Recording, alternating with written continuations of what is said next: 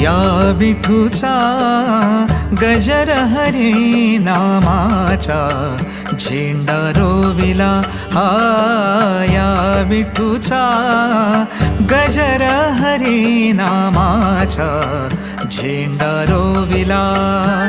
या संतांचा मेळा गोपाळांचा डाव मांडिला। या संतांचा मेळा गोपाळांचा डाव मांडिला हा,